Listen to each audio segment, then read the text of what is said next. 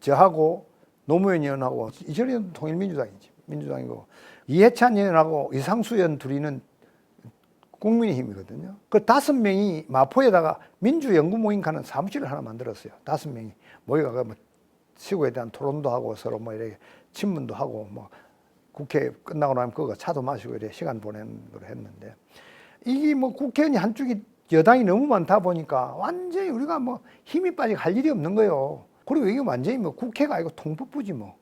여당 하고 싶으면 통과시키고 뭐 우리는 가서 뭐 그 둘러리 써주는 것밖에 안 되거든. 그래서 5명이 모여가 의논을 하다가 우리가 당하고는 의논하지 않고 우리 의원직 사퇴를 하자. 그래가 5명이 의원직 사퇴하기로 결의를 합니다.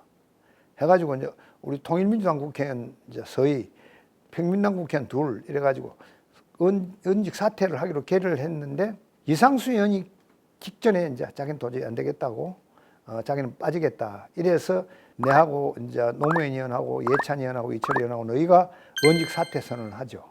하고 우리는 이제 사퇴 선언을 하고 나서 전국 연설을 다니자. 4명이 그래 국회 협의를 받지 말자. 그래 우리는 다시 사퇴 냈다 다시 들어가는 일은 안 한다. 이래가 우리도 바깥에다 사무실도 다 갖고 이래 했습니다.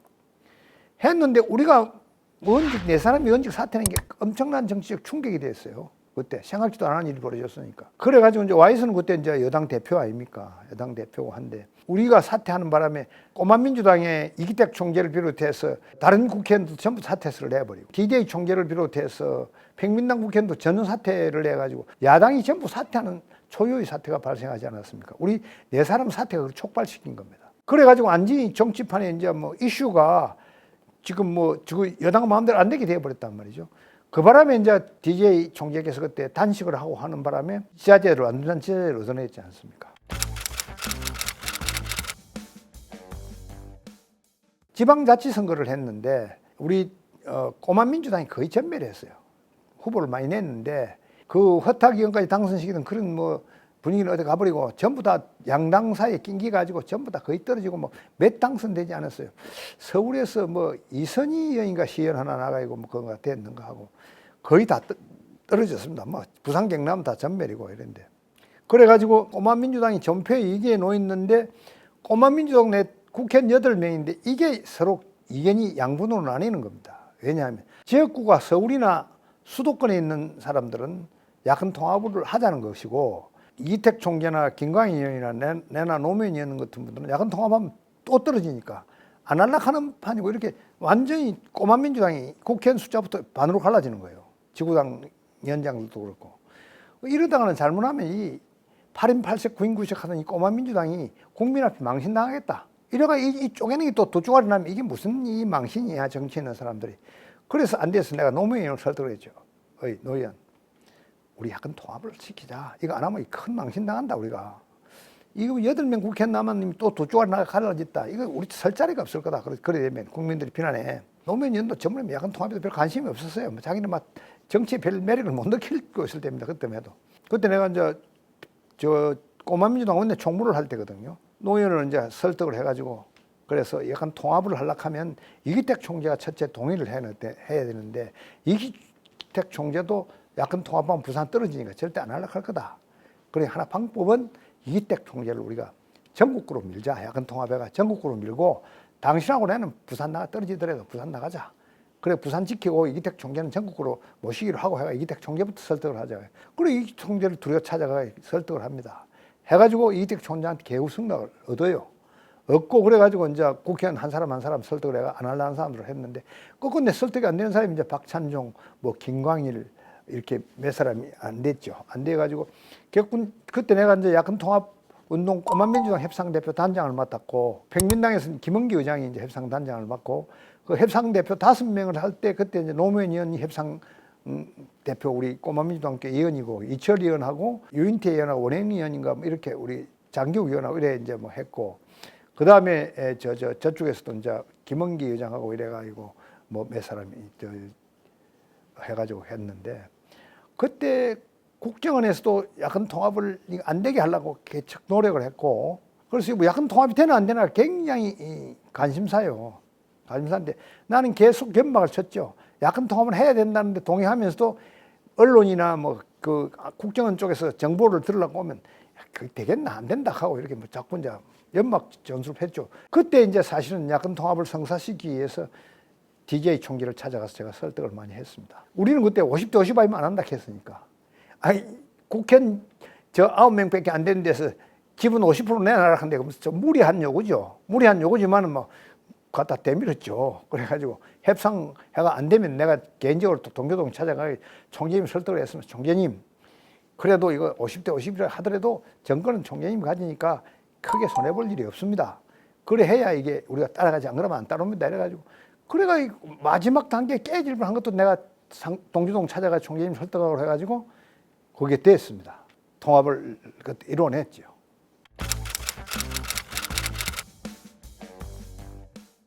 통합민주당이 됐죠. 통합민주당이 이제 되고 김대중 총재하고 이택 총재가 공동 대표를 할 때인데 통합민주당의 이제 초대 원내 총무를 제가 맡고 대변인을 이제 노무현 의원이 맡고 사무총장은 김은기 의장인가 그때 그건 백민당 쪽에서 맡고 이랬죠. 그래가 이제 통합이 됐죠. 우리 요거를 다 DJ 총재가 들어주셔가지고 그때 성립이 된 거죠. 내가 하나 빠뜨릴 수 없는 것이 YS를 이제 3당 야합에 안 따라갔으니까 내하고는 관계가 완전히 악화되어 버렸지 않습니까? 그런데 그 91년 동안 그때가 장목초등학교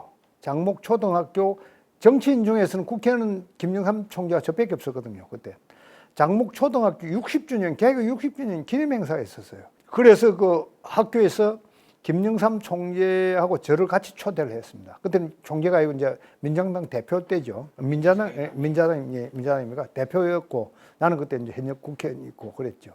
그래가지고 그 초대를 받아서 내가 고향에 내려갔죠. 내려가니까 김영삼 총재께서 조금 있으면 도착한다는 거예요. 그래서 장목 파출소 앞에 기다리면 곧 김영삼 총재가 간다고 해서 거기서 내가 마중을 했죠. 그래도 반갑게 인사를 하더라고요. 그분 본래 그런 거 좀 성격은 쾌활하신 분이가 해가지고 가서 이제 장목초등학교에 학생들하고 주민들 모인 앞에서 한 몇백 명 모인 앞에서 이제 연설을 두 사람이 축사를 하게 된 거예요.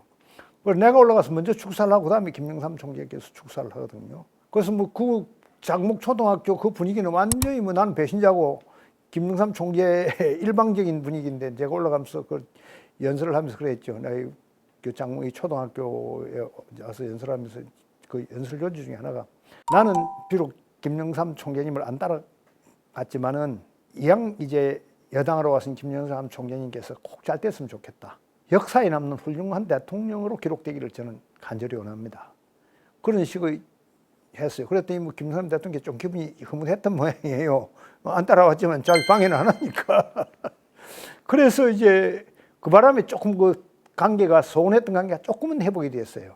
조금이 회복은 됐는데 야권 통합을 해가지고 내가 제1야당 원내 총무가 되다가 보니까 여당의 대표의 협조를 안 받으면 원내 총무가 아무것도 못하잖아요. 역할을 못하잖아요. 그래서 국회 원내 총무실에서 내가 그 건너편에 있는 김영삼 총재 대표실로 인사를 찾아갔습니다. 전화를 하고 하니까 오락해서 갔어요. 가서 이제 인사를 하고 아유 총재님 제가 이게 제1야당 원내 총무를 이번에 맡았는데 총재님 앞으로 좀 많이 도와주십시오. 제가 잘 모시겠습니다. 그래 인사는 자기도 반갑게 인사를 해서 자기도 야당 총무 틀어지가 좋을 것도 하나도 없으니까 그래 되었습니다. 그래가지고 내가 한번 총재님 한번 모시고 싶은데 시간 한번 내주시고 그래 하자고 그래서 내가 신라호텔에 룸을 하나 얻어가지고 거기서 식사를 한번 모셨어요. 그게 이제 3당 합당 떨어지고 나서 사적으로 만난 거는 그 장목초등학교 60주년 기념 행사 말고는 처음입니다. 그래 만나가지고 그날 이제 처음으로 이제 두 분이 이야기를 좀 했죠. 내가 3당 합당할 때 제가 총재님 못 따라서 대단히 죄송합니다. 그러나 총재님도 그 5.16 혁명 나고 나서 그때 민주당 국회의원들 소장파 의원들을 다 민정당으로 영입할 때 끝까지 총재님께서도 안 가시지 않았습니까?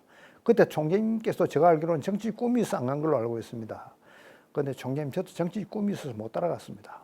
그렇게 이야기를 했어요. 그래서 못 따라가서 죄송합니다 하고 그래 내가 하는 말이 하여튼 총재님께서 꼭 그 성공하는 대통령이 되셨으면 좋겠다.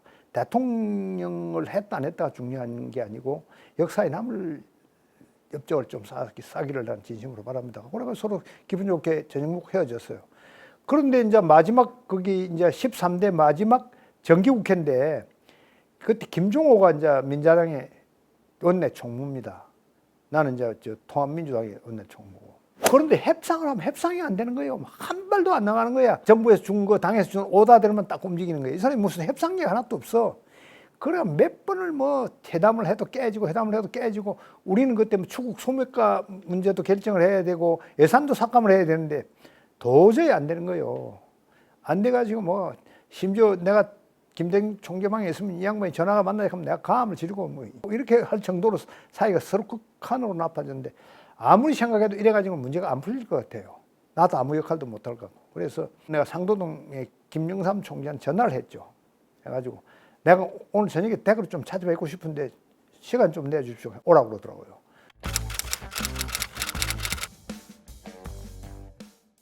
그래 상도동으로 가서 내가 은밀하게 아무도 모르는 게 이건 DJ 대통령도 모르는 거지. 내가 은밀하게 갔으니까 가서 총재님 만났지.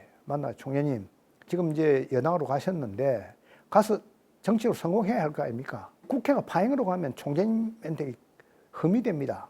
국회가 파행으로 이 정기국회 끝나지 않도록 총재님이 좀 김종호 총무한테 좀 지시를 해가지고 여야 간에 좀 타협이 될 수 있도록 좀 총재님 중개를 해 주십시오.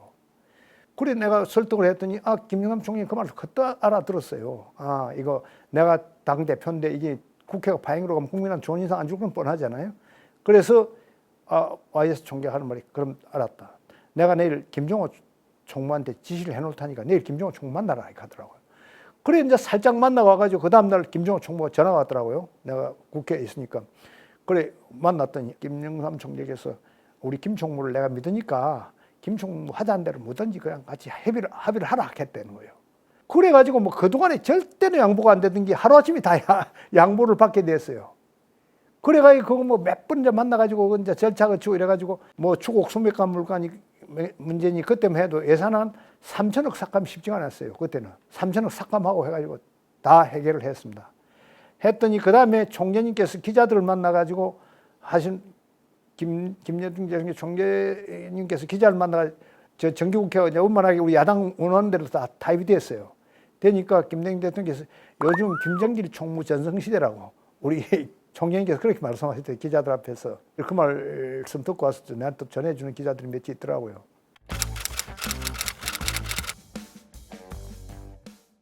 대변인은 이제 노무현 의원이 하고 했는데 그때 이제 우리가 14대 공천을 해야 되잖아요. 마지막에 이제 우리 국회의원 마지막인데 14대 공천을 하는데 공천 심사위원도 10명으로 하는데 5명은 꼬만민주당 출신이 하고 5명은 백민당 출신으로 했습니다. 그때 공천심사위원장이 꼬만민주당 쪽에서 내가 하고 노무현 의원, 뭐 이철 의원, 장기욱 의원 이런 사람이 들어갔고 그 다음에 저쪽에서는 김은기 의장이 사무총장이야. 김은기 의장이 이제 저 공천심사위원장이고 공천심사위원장이 둘이지요. 공동위원장이 되고 그것도 5명 해가지고 저 이제 몇 사람 들어와가지고 협상을 이제 공천 심사를 하는데 50대 50이라는 기준은 있으니까 기준이 있는데 하는데 저쪽에는 뭐 사실 인재가 많고 우리는 인재가 별로 없어요. 영남에 우리 와이프 나갈 사람도 없지만은 그래 협상을 하는데 협상이 안 돼요. 그런데 더더구나 그때 이제 안 되는 게 DJ 대통령께서도 총재께서도 그때 이해찬 의원이나 조순행 국회 부의장이나 김종환 의원이나 야권 통합 북쪽 운동에 앞장섰던 사람들은 공천 안 주려고 생각했어요. 다 뭐 애를 되게 많이 믿던 모양이에요. 그러니까 공천 안 주려고 생각했는데 우리는 그 사람들 약간 협상을 하던 사람이 다 공천을 시켜야 되잖아요. 그러니까 막 공천 심사만 하면 싸움이 나는 거예요. 우리는 절대로 그 사람들은 안 된다. 양보 못 한다. 저쪽에서 양보해라. 우리가 이제 최종적으로 옮기면 DJ 총재하고 이기택 총재가 합의하면 이제 공천이 확정되는 거거든요. 그래서 사무는 공천 심사를 하다가 이제 이해찬 총리 그때 이해찬 의원이 공천 안 되고 조순행 의원도 공천이 아니 김종환 의원도 공천 안 되고 우리가 원하는 사람 몇 사람 절대 공천 안 주는 거예요. 저 백민당 쪽에서. 그래 하다가 하면 이제 내하고 노무현이가 둘이 이제 살짝 나가서 인원을 했죠. 노무현 오늘 공천 심사 당신 판을 엎어보라. 판을 엎어보고 당신 집에 가보라. 그럼 내가 설득을 해 집에 내가 데려가거든. 그때 모닝 차고 와가지고 우리 이 사람 관찰해 보자. 그리고 진짜로 뭐 공천 심사 노무현 의원님 판을 엎어보고 가버렸죠. 내가 미리 이제 서로 짠 거니까 알고 있고 이 새끼 너가 안 한다 하고 뭐 가버렸어요, 집으로. 그러니 뭐 공천 심사하다가 한 사람이 빠져가 가버리니까 뭐 심사가 안 되는 거지. 그래 있는데 이제 내가 그 공천 심사 연들 보고 설득을 해가지고 내가 한번 설득을 해볼게. 좀 기다려라 이래가지고 이제 한 몇 시간 지나서 노무현 집으로 내가 그때 저 여의도에 있었거든요. 찾아가가지고 이제 살살 가자 가가지고 이제 우리 요구를 받아들이고 한번 해보자 이래가지고 그래 이제 노무현하고 같이 가가지고 노무현이 뭔지 하고 이제 하여튼 이거 우리 요구를 받아들여주면 한다. 그러나 안 하면 못 한다. 그래 막판까지 안 되는데 나중에 다 탈락되고 이제 마지막에 조순행 의원하고 조순행 국회 부의장하고 이해찬 의원 둘이가 남았어요.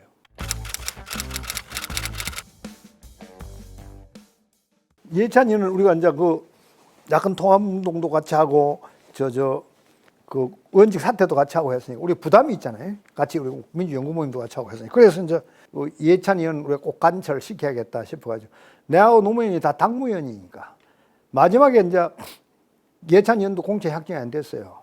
당무위원회에 들어갔는데 이해찬 의원도 공천을 안 주겠다는 거예요. 그래서 뭐 또 노무현이 한번 또 판을 뒤엎었죠. 그러면 뭐 내하고 김정일은 뭐 국회에 출마 안 한다 이번에 부산에 출마 안 하겠다. 그럼 뭐 당신들 마음대로 해라. 그래가지고 DJ 총재 앞에서 뭐 확 길서 퇴장을 했어요. 또 한번 그래 하고 내가 또 총재님 설득을 하고 총재님 내가 저 노무현 의원 설득할 테니까 이래가 이해찬 의원이라도 하나 이래 좀 구제합시다. 이거 마지막에 그래가 이해찬을 겨우 구제했습니다. 공천을 받았어요. 그런 이제 일들이 그 전에 있었죠.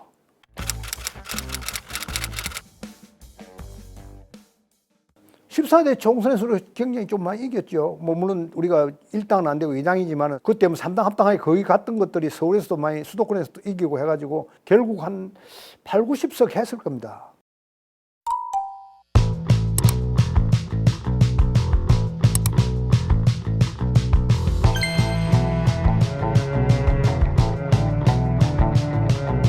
그때 이기택 총재는 그래 비례대표로 가가 1번인가 뭐 2번인가 하고요. 내하고 노무현 의원은 부산에 가 둘 다 떨어지죠. 떨어진 날 아침에 DJ 대통령께서 투표 다음 날이죠. 아침에 부산에 제 아파트로 전화가 왔더라고요. 아이고 우리 김총무 내가 참 떨어져서 면목이 없다고. 그래서 내가 총재님 보고 그러지. 총재님 우리는 떨어지지만 이번에 국회는 우리가 당에서 그래도 많이 당선되지 않았습니까? 우리가 그 걸음이 됐으면 그걸 족합니다. 그랬더니 아이고 우리 총재님께서 그렇게 말해주니 너무 고맙다 하면서 전화를 끊었습니다. 그리고 이제 올라가지고 대통령 선거가 시작되죠. 그 이후에 우리는 부산에 국회는 둘 다 떨어졌고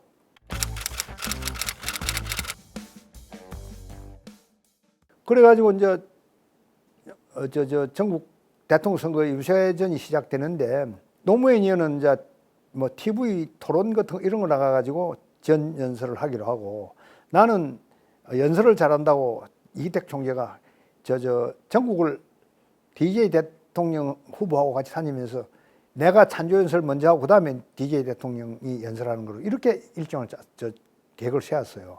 그래가지고 이제 한 달 대통령 선거 한 달 전부터 DJ 대통령과 저하고 전국 순회 연설을 다녔습니다.